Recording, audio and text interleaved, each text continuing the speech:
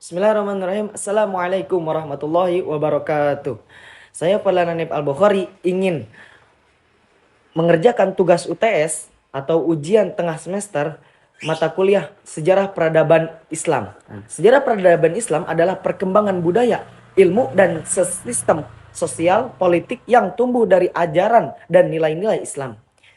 Contohnya, perkembangan pada masa Rasulullah SAW, Allah membentukkan masyarakat Madinah dan menerapkan sistem keadilan sosial. Pada masa Khulafa Rasyidin, perluasan wilayah dan administrasi negara itu maju pesat, seperti sistem diwan atau yang disebut administrasi keuangan. Itu pada zaman atau pada masa Umar bin Khattab.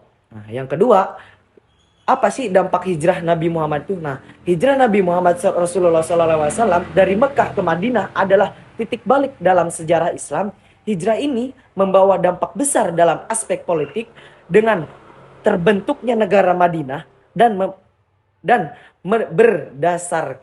berdasarkan piagam Madinah. Aspek sosial juga mengalami transformasi dengan adanya persaudaraan antara kaum muhajirin dan kaum ansor dari segi ekonomi. Nah, perkembangannya pasar Madinah sebagai pusat perdagangan yang adil dan jujur.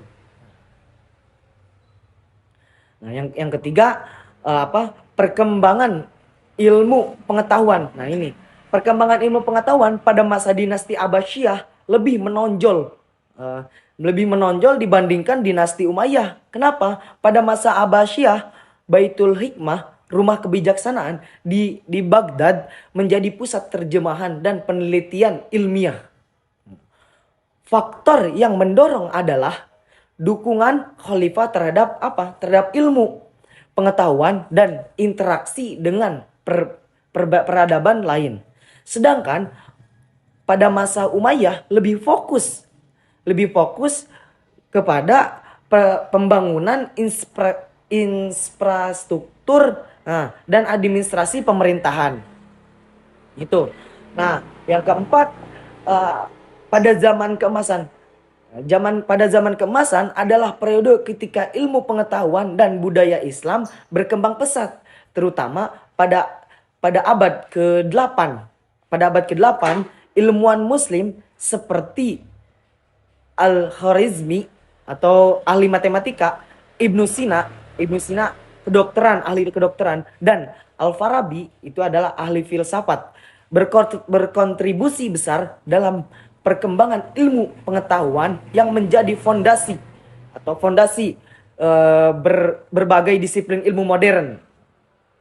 Yang kelima atau yang terakhir, kebijaksanaan toleransi beragama. Bagaimana sih cara kita kebijaksanaan bertoleransi beragama? Nah, pada masa pemerintahan Khalifah Umayyah dan Abbasiyah memberi pengaruh besar pada kehidupan masyarakat. Contohnya, pada masa Abbasiyah, non-muslim seperti Kristen, Yahudi, atau agama yang lainnya selain Islam diberi kebebasan beribadah dan berkontribusi dalam pemerintahan secara ekonomi dan ekonomi kebijakan ini. Mempromosikan perdamaian dan kerjasama antar umat beragama yang gilirannya memperkuat kemajuan peradaban Islam. Mudah-mudahan mudah-mudahan jawaban yang saya berikan bermanfaat bagi kita semua. Maaf jika ada kesalahan, karena kebenaran cuma ada di Allah. Sekian dari saya. Assalamualaikum warahmatullahi wabarakatuh.